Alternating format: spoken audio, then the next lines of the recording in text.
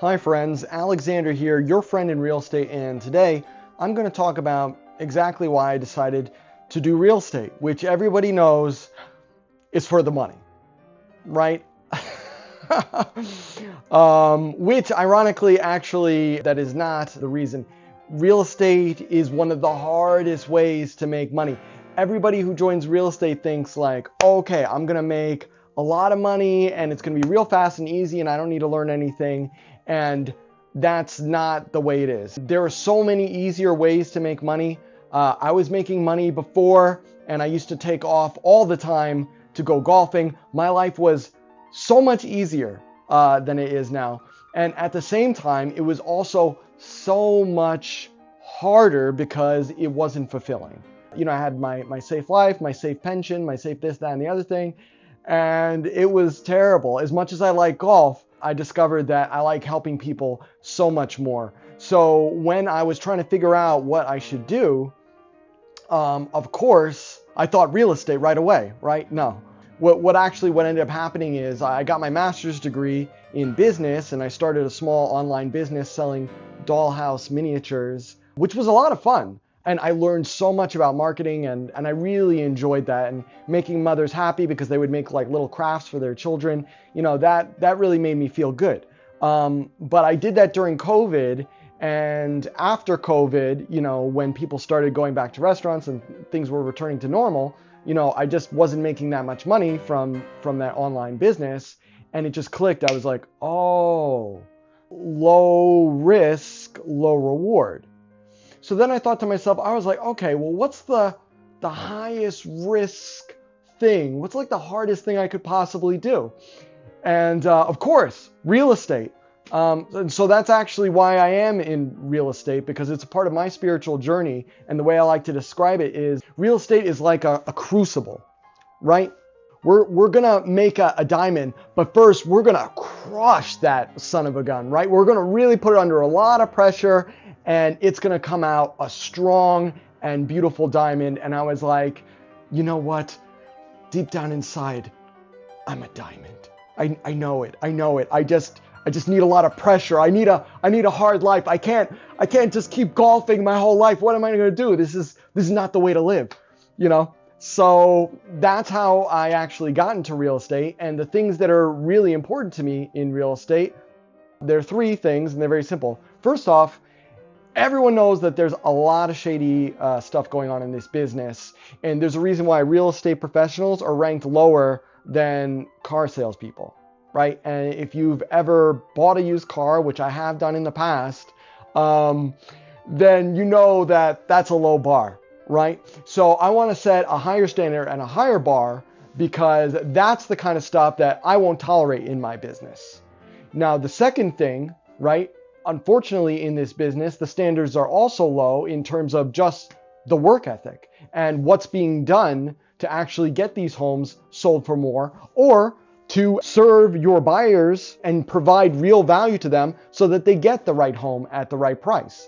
Now, the third reason I'm in real estate is because I love people.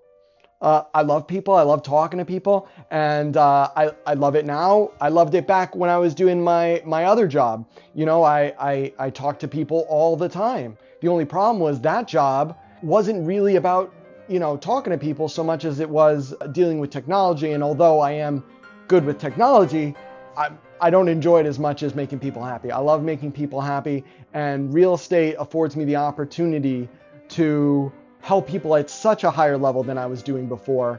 And I think I'm going to leave off with this story, because this story is actually a good example about what's important to me in real estate and what I'm passionate about. So I actually had a seller who, unfortunately, he had an illegal tenant that wasn't paying rent and causing trouble for him financially. There were violations on the house, right? So that's no bueno. And on top of that, he was about to go into foreclosure, right? I mean, so those things are bad. Those things are bad. And this guy was in you know, he's in a bad situation. So I remember, I met him because I knocked on his door and I introduced myself and I say, I sold another home in the area. I did a great job for them. And that's when, the floodgates came out and I heard his whole story and the situation that he was in. So long story short, we decided to work together. But about a couple days in, he gives me a call and he's saying, Alexander, why is the house not on the market right now? Because I'm about to go into foreclosure. So I explained to him, I was like, well, the reason why is because we need to do proper marketing for the property to get it ready for sale before we actually go live and do the open houses and deliver the results that you need. And he said, well, I don't want you to do that. I don't need any of this marketing. Like, I need you to sell the house because I'm about to go into foreclosure. And he told me, he said, look, either you take photos with your cell phone and you put it on the market today, or we're not going to work together and I'm going to go with some other agent. So I said to him, look, I know that this is not easy for you or your family. And at the same time, I also know that if I were to do that, everyone is going to smell blood in the water.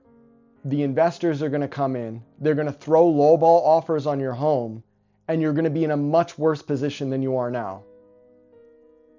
So talk it over with your wife and let me know tomorrow if you still want to work with me.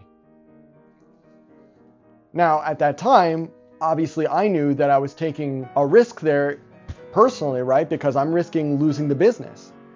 But to me, what mattered is not the business, but am I doing the business right? Am I doing right by my client? And I can't, take business where I'm doing it in a way that I know is not in my client's best interest. So I took a hard stance and I let him know. I was like, I know from experience that this is the right way to solve your problem. And either you trust me or you don't at that point. He called me the next day. He said, Alexander, just get me the results. Do it your way, but just get me the results. And this story has a very happy ending because the seller got the money that he needed so that he didn't walk away from that property broken. He actually walked away with a good chunk of money and is in a good position. The tenant was lovingly relocated to a new place. I even personally helped move their stuff so that, they could save money. The buyers got the home that they want. And the violations were all cleared. So all the problems got solved so that the buyers could get that house and that the seller could walk away from a very bad situation in a way that was good for his family and good for the incoming buyers. And I know also from experience, many agents would not have done that. Many agents would have said, okay, they just put it on them. Oh, he doesn't care. I don't care. I got to get paid. So let me just do the cell phone photography and whatever. We'll figure it out later. And it would have cost them a lot of money to do it that way. And for me, I got in this business to help people and build relationships. And the only way you can build a good business relationship is by actually doing what's best for your clients. So that's it for today. I know I said a whole bunch of stuff. Thank you so much for staying until the end. I love you all. Subscribe if you want to hear more. And remember, we're all in this together. We're all one. So let's love each other and have some fun.